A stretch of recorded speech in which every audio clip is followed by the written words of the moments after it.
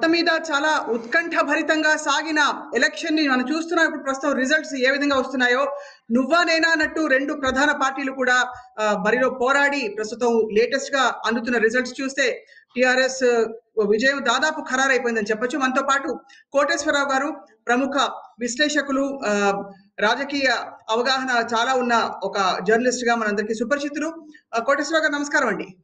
నమస్తే. నమస్తే అండి. కోటేశ్వరరావు గారు, దాదాపు ఇది ఊహించిన విజయం అని అనుకోవచ్చా, లేక ఎందుకంటే చాలా మొదటి కొన్ని రౌండ్ల కౌంటింగ్ చూసిన తర్వాత దాదాపు ఇటా అటా అనే చర్చ కూడా కొంతకాలం జరిగింది, కొంతసేపు పాటు. ఇప్పుడు రాజకీయ పార్టీలు ప్రచార సందర్భంగా ఎలాంటి అంకెల గురించి చెప్పినప్పటికీ రాజగోపాల్ రెడ్డికి ఉన్నటువంటి ధనబలం, ఆయనతో ప్రలోభాలు, లేదా టిఆర్ఎస్ కూడా ప్రలోభాలు పెట్టింది అనుకున్నా, అందులో ఏం సందేహం లేదు. అవి మొత్తం కూడా పోటాపోటీగా సాగినప్పుడు కనీసం ఒక 10,000 తేడాతోటి విజయం సాధిస్తారనేటువంటిది ఒక కన్సర్వేటివ్ అంచనా. దానికి అనుగుణంగానే ఇప్పుడు ఉన్నాయి. ఇప్పటి వరకు 11 రౌండ్లు పూర్తయిన తర్వాత మొత్తంగా మెజారిటీని చూస్తే ప్రతి రౌండ్కి 500 ఓట్ల చొప్పున ఉన్నాయి. అందువల్ల ఇంకొక 4 రౌండ్లు ఉన్నాయి. ఈ 4 రౌండ్లలో కూడా అంతకు మించి టిఆర్ఎస్ కి అదే రేంజ్ లో రావచ్చు, లేదు 1-2 రౌండ్లలో బీజేపీకి ఒక 1000 ఓట్ల చొప్పున అదనంగా వచ్చినా గానీ అది గెలిచేటువంటి అవకాశాలు అయితే అంకెల రీత్యా లేవు. అందువల్ల అసాధారణమైనటువంటి తీర్పు మిగిలినటువంటి 4 రౌండ్లలో జరుగుతుందని ఎవరు అనుకోకర్లేదు. అందువల్ల విజయం దాదాపు ఖరారైందనేదే నా అభిప్రాయం. రైట్. కోటేశ్వరరావు గారు, చాలా విపరీతమైన ఒక ప్రెస్టీజ్ ఇష్యూగా తీసుకున్న ఈ ప్రధాన పార్టీలు, అఫ్ కోర్స్ కాంగ్రెస్ బరిలో ఉన్నప్పటికీ కూడా చాలా వెనకబడి ఉంది కాబట్టి కాంగ్రెస్ ప్రస్తావన తీసుకురావట్లేదు. కానీ ప్రధాన పార్టీలు ఈ ఎలక్షన్ ని ఏ విధంగా పరిగణించాయి? అంటే ఇది ఒక రెఫరెండం గా అనుకున్నాయా? భారతీయ జనతా పార్టీ ఈ విజయంతో బహుశా ఒకవేళ విజయం వచ్చి ఉంటే బహుశా ఇంకా దూసుకెళ్ళిపోతాం, తిరుగులేదు అనే స్థాయికి వచ్చేది అనుకోవచ్చా? ఈ రిఫరెండమ్ సెమీఫైనల్ అని లేకపోతే ఆ విధమైనటువంటి పదజాలన్నీ బీజేపీ గతంలోనే ఉపయోగించింది. ఇదే ఆఖరు, దీంతో మాదే అధికారం అన్నట్లుగా ఆ నాయకులు చెప్పారు. అయితే టిఆర్ఎస్ నాయకులు కొంచెం జాగ్రత్తగా ఆ విధమైనటువంటి పదజాలాన్ని ఉపయోగించలేదు, కానీ వాళ్ళు కూడా ధీమా వ్యక్తం చేసినటువంటిది చూసాం. అది మొత్తం మీద చూసినప్పుడు ఏంటంటే రెండు పార్టీలు ప్లస్ కాంగ్రెస్, 3 పార్టీలు కూడా చావో రేవో అన్నట్టుగా ఈ ఎన్నికల్లో పోరాడాయి. ఎందుకు అంటే సోషల్ మీడియాలోను లేదా సాంప్రదాయ మీడియాలోను దీని మీద వచ్చినటువంటి హైప్, జరిగినటువంటి ప్రచారం చూస్తే దీనిలో రెండో స్థానంలో బీజేపీ ఉంటుందా, కాంగ్రెస్ ఉంటుందా, ఇది ఒకవేళ దీన్ని బట్టి భవిష్యత్తులో కూడా అసెంబ్లీ ఎన్నికల్లో ఇదే స్థానంలో ఉండొచ్చు అన్న విధంగా విశ్లేషణలు సాగాయి. అందువల్ల సహజంగానే ఈ రెండు పార్టీల మధ్య లేదా అసలు మొదటి స్థానం కోసం బీజేపీ కూడా పోటీ పడటం అనేటువంటిది మనం చూసాం. రెండోది, మొత్తం మీద ఇప్పుడు జరిగినటువంటి పరిణామాలు లేదా దీని పర్యవసానాలను గురించి చెప్పాల్సి వస్తే కాంగ్రెస్ కంటే బీజేపీకి ఎక్కువ నష్టం జరుగుతుంది. ఎందుకంటే గతంలో జరిగినటువంటి 4 ఉప ఎన్నికలు, నాగార్జున సాగర్, అంతకుముందు హుజూర్ నగర్, ఆ తర్వాత దుబ్బాక, తర్వాత మన హుజూరాబాద్, ఈ 4 డిఫరెంట్ నేపథ్యాల్లో జరిగినాయి. దేనికి ఒకదాంతో ఒకటి పోల్చడానికి వీలైనటువంటివి. అందువలన ఇది ఒక ప్రత్యేకమైనటువంటి, దీనికి ఉన్నటువంటి ప్రత్యేకత కూడా అందరికీ తెలిసిందే.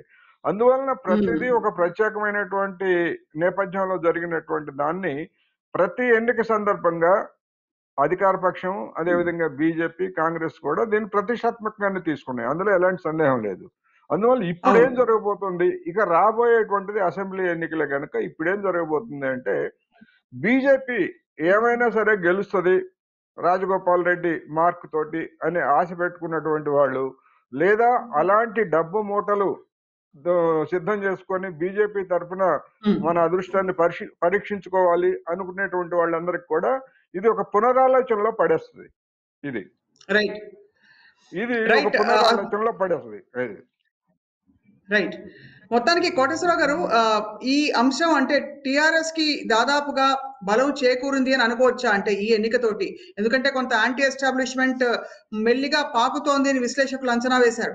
కానీ ఇక్కడ ఈసారి మరి లెఫ్ట్ పార్టీల బలం తోడవడం, అలాగే అనేక అంశాలు చివరికి డ్రామా ఏదైతే నడిచిందో హై డ్రామాలో నడిచిన ఫామ్ హౌస్ అంశం, ఇవన్నీ కూడా కొంచెం టిఆర్ఎస్ ఉనికిని బలపరిచాయని అనుకోవచ్చా? టిఆర్ఎస్ ఉనికిని బలపరిచాయి అని మనం చెప్పలేము. ఎందుకంటే టిఆర్ఎస్ తన పథకాల గురించి, సంక్షేమ పథకాల గురించి ముఖ్యంగా చేసుకున్నటువంటి హైప్, ఇప్పటికీ చేస్తున్నటువంటి హైప్ చూస్తే దానికి వచ్చినటువంటి మెజారిటీ దానికి ఒక వార్నింగ్ సిగ్నల్. ఇది వార్నింగ్ సిగ్నల్. ఎందుకంటే టిఆర్ఎస్ పార్టీ కూడా డబ్బు విపరీతంగా ఖర్చు, ఆ ప్రాంతంలో ఉన్నటువంటి ప్రత్యేకమైనటువంటి పరిస్థితుల్లో వామపక్షాల ఓట్లు కీలకంగా మారాయనేటువంటిది ట్రెండ్ చూస్తే మనకు అర్థమవుతా ఉంది. అందువలన ప్రతి నియోజకవర్గంలోనూ ఈ విధంగా వామపక్షాలు మొత్తంగా బలంగా లేవు రాష్ట్రం మొత్తం మీద. కొన్ని పాకెట్స్ లోనే ఆ విధమైనటువంటివి ఉన్నాయి. లేనటువంటి చోట్ల ఇదే రాజగోపాల్ రెడ్డి లాంటి వాళ్ళు మొత్తంగా రంగంలోకి దిగితే, డబ్బు అనేటువంటి దాని కనుక వస్తే అప్పుడు టిఆర్ఎస్ పరిస్థితి ఏమిటనేటువంటిది కూడా వాళ్ళకి కూడా ఆలోచన చేసుకోవాలి. పైకి బింకంగా ఏమైనా చెప్పొచ్చు కానీ వాళ్ళకి కూడా ఇది ఒక వార్నింగ్ సిగ్నల్ గానే మనం చూడాలి. ఎందుకు అంటే హుజురాబాద్ లో ఎంత దళిత బంధు పెట్టినా లేదా ఎన్ని పథకాల గురించి చెప్పినా గానీ అక్కడ ఉన్నటువంటి పరిస్థితుల్లో ఈటెల రాజేందర్ ఒక విక్టిమ్ అనేటువంటి సానుభూతి తోటి వాటన్నింటినీ పక్కన పెట్టేసి ఓటర్లు తీర్పు చెప్పారు. ఇక్కడ రాజగోపాల్ రెడ్డిని అలా చూడలేదు. అందువలన ఇక్కడ వచ్చినటువంటి ఫలితమే ఇక మాకు తిరుగులేదు అని కనుక టిఆర్ఎస్ శ్రేణులు కనుక అనుకునేట్లయితే, నాయకులు కానీ శ్రేణులు కానీ అనుకునేట్లయితే దెబ్బతింటారు. ఇప్పటికైనా తగినటువంటి జాగ్రత్తలు తీసుకోవాల్సినటువంటి అవసరం ఉన్నది. కేవలం సంక్షేమ పథకాలే తమను గెలిపిస్తాయని అనుకుంటే ఇది ఒక ప్రమాదకరమైనటువంటి సిగ్నల్ ఇచ్చింది అనేది నా అభిప్రాయం. మీ విశ్లేషణ ప్రకారం ఎవరు ఎక్కువ డబ్బులు పంచారండి? TRS, Congress, BJP. ఒక విధంగా చెప్పాలంటే బీజేపీ ఎక్కువ పంచిందనేది నా అభిప్రాయం. రైట్. ఇప్పుడు ఈ ఎన్నిక తర్వాత మరి రాజగోపాల్ రెడ్డి భవితవ్యం ఎలా ఉండబోతుందండి? అంటే 18,000 కోట్ల ఆరోపణ ఒకటి, పార్టీ మారడం, ఉన్న సొంత పార్టీని వదులుకుని కేవలం అలా వెళ్ళిపోయారని చెప్పి ఆ విధమైన ఒక అపకీర్తి, ఇవన్నీ వీటన్నిటిని అధిగమించి కొంతమేర గట్టి పోటీ ఇచ్చినట్టే. అంటే చివరి నిమిషంలో గుర్తు కూడా సరిగ్గా ప్రజలకు తెలుస్తుందో లేదో, పువ్వు గుర్తా, హస్తం గుర్తా అని చెప్పి చర్చ జరుగుతున్న సమయంలో ఇది దాదాపు గట్టి పోటీ ఇచ్చినట్టే. బట్ భవిష్యత్ ఎలా ఉండబోతుంది? భవిష్యత్తు ఒక కాంట్రాక్టర్ గా లేదా కాంట్రాక్ట్ కుటుంబానికి చెందినట్టు. ఎందుకంటే నేను డైరెక్టర్ని కాదు, నాకేం సంబంధం లేదని చెప్తున్నాడు ఆయన. ఆ కంపెనీతో నాకేం సంబంధం లేదని చెప్తున్నారు. సరే, చాలా మంది రాజకీయ నాయకులు అట్లాగే రాజీనామాలు చేసినటువంటిది మనకు తెలుసు. కానీ వాళ్ళకు ఉన్నటువంటి కుటుంబం ఇవన్నీ అందరికి. అందువల్ల రాజకీయ భవిష్యత్తు చూస్తే బీజేపీ తోటి ఆయనకి రాజకీయ భవిష్యత్తు అనేటువంటిది ఆయన పెద్దగా ఊహించుకున్నారు. రాష్ట్ర ముఖ్యమంత్రి పదవి దాకా ఆయన ఊహించుకున్నారు బీజేపీతో. అంటే ఇక్కడ గెలిస్తే తర్వాత ఇంకా ముఖ్యమంత్రి పదవి అన్న రేంజ్ లో బిల్డప్ ఇచ్చినటువంటి ఉదంతం చూసింది. అందువల్ల ఆయన రాజకీయ భవిష్యత్తు ఏమవుతుంది అనేటువంటిది చూస్తే డెఫినెట్ గా పెద్ద ఎదురు దెబ్బ వ్యక్తిగతంగా. ఇక పార్టీల వారీగా చూస్తే బీజేపీ గమనించాల్సింది ఏంటంటే, తమకు ప్రతి నియోజకవర్గంలోనూ ఈటెల రాజేందర్ కొన్ని వేల కోట్ల రూపాయలకి అధిపతి, రాజగోపాల్ రెడ్డి కొన్ని వేల కోట్ల రూపాయలకి అధిపతి, కంపెనీలకు కానీ పెట్టుబడులకు కానీ. ప్రతి నియోజకవర్గంలో ఇలాంటి వాళ్లే దొరుకుతారు బీజేపీకి, ఇదే విధంగా ఖర్చు పెడతారు అని బీజేపీ కనుక అనుకునేట్లయితే దానికి ఎదురు దెబ్బలు తగులుతాయి. అందుకని ప్రతి చోట ఇట్లాంటి వాళ్ళు దొరకరు.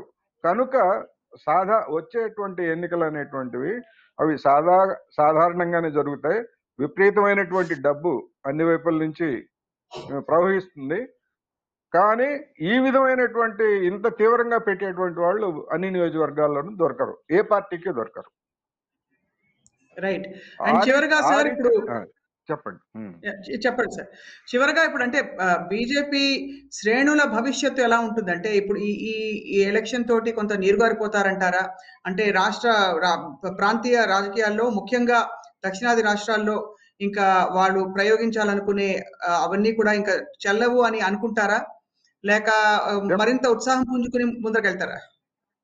ప్రాంతీయ పార్టీలు బలంగా ఉన్నటువంటి రాష్ట్రాల్లో, ప్రాంతీయ పార్టీలు బీజేపీతో అవకాశవాద పొత్తులు పెట్టుకున్నటువంటి రాష్ట్రాల్లో ఎక్కడ బీజేపీ కాలు అనేటువంటి పరిస్థితి కనపడలేదు. కర్ణాటకలో ఉన్నటువంటి ప్రాంతీయ పార్టీగా ఉన్నటువంటి జేడీఎస్ వీళ్ళందరూ కూడా అవకాశవాదంతో కాంగ్రెస్ పార్టీతో చేతులు కలిపారు, బీజేపీతో చేతులు కలిపారు. అందువల్ల దాన్ని బలహీనతగా తీసుకొని అక్కడ బట్టకట్టగలిగింది. అదేవిధంగా మహారాష్ట్రలో శివసేన కూడా ఒక అవకాశవాద వైఖరిని తీసుకున్నందువల్ల చివరికి శివసేనకే ఎసరు పెట్టినటువంటి చూసాం. కానీ మిగిలినటువంటి రాష్ట్రాల్లో, బలంగా ఉన్నటువంటి రాష్ట్రాల్లో ఎక్కడ బీజేపీ వేళ్ళూడుకున్నటువంటిది లేదు. తెలంగాణలో కూడా రాబోయే ఎన్నికల్లో కాంగ్రెస్ ఒక పక్షంగాను, బీజేపీ ఒక పక్షంగాను గట్టి పోటీ ఇచ్చే పార్టీగా ఉండొచ్చు తప్ప అధికారానికి వచ్చేటువంటి అవకాశాలు అయితే ఉన్నాయని నేను అనుకోవట్లేదు. కానీ రెండో స్థానం మాదే అని మాత్రం ఖరారు చేసుకున్నట్టే కదా బీజేపీ. రెండో స్థానం మాదే అని సాంకేతికంగా చూసినా, ఈ ఎన్నికను ప్రమాణంగా చూసుకునేట్లయితే అదే. కానీ బీజేపీ అనుచరులు పెద్ద ఎత్తున డీలా పడిపోతారు. ఎందుకంటే వాళ్ళు ఈటల రాజేందర్ కంటే ఎక్కువ మెజార్టీ తోటి ఈయన గెలుస్తాడు, మనకి ఇంకా తిరుగులే ఉండదు అంటే వాళ్ళ ప్రచార దాడికి ఒక పెద్ద అస్త్రంగా ఉపయోగపడతారని వాళ్ళు భావించారు. అటువంటి పరిస్థితి ఇప్పుడు లేదు కనుక వాళ్ళు ఎక్కువగా డీలా పడేటువంటి అవకాశం ఉన్నది. మొత్తానికి సార్ ఇది చాలా రసవత్తరంగా సాగింది ఈ గత 2-3 వారాల ప్రచారం కూడా చూస్తే. 2 వారాలు అందరూ వాళ్ళ వాళ్ళ స్థాయిలో పోటీలో పూర్తిగా బరిలో పాల్గొని, అలాగే మరోవైపు మనకి జనరంజక వినోదపరమైన అంశాలు కేఏ పాల్ లాంటి వ్యక్తులు కూడా బరిలోకి రావడం అన్ని కూడా. ఒక్క లైన్ లో sir your comment on the election to close this. ఈ ఎలక్షన్ కి సంబంధించి భవిష్యత్తులో బీజేపీలో చేరాలనుకునేటువంటి వాళ్ళు 1కి 4 సార్లు ఆలోచిస్తారు. రాజగోపాల్ రెడ్డి లాంటి వాడికే స్థానం దొరకనప్పుడు టిఆర్ఎస్ కి ఉన్నటువంటి విపరీతమైనటువంటి ధనబలం మనం ఉందని పైకి ఎవరో అంగీకరించరు అనుకోండి, సిద్ధం చేసుకుంటున్నారు. ఇటువంటి పరిస్థితుల్లో మనం రంగంలోకి దిగితే మన పరిస్థితి ఏమిటని 1కి 2 సార్లు ఆలోచించుకుంటారు. అయితే అది ఆ పర్యవసానాలు ఎట్లా ఉంటాయి ఏమిటనేటువంటిది మనం తర్వాత చూడాల్సిందే తప్ప ఇప్పటికిప్పుడు వెంటనే కామెంట్ చేయలేదు. మొత్తానికి ఒక ఫేజ్, ఒక చాప్టర్ ఇవాళకి కొంత ఫుల్ స్టాప్ పెట్టాం, కామా పెట్టాం. ఫుల్ స్టాప్ కాకపోయినా రాబోయే ఎన్నికల వాతావరణం ఎలా పుంజుకుంటుంది, ఏ డైరెక్షన్ లో ప్రజల తీర్పు వెళ్ళబోతోంది, ఇంకా అప్పటి పరిస్థితులు నిర్ణయిస్తాయి. కోటేశ్వరరావు గారు ధన్యవాదాలు సార్ మీ విశ్లేషణ అందించినందుకు. ధన్యవాదాలు. Right, and stay tuned to I dream for more updates.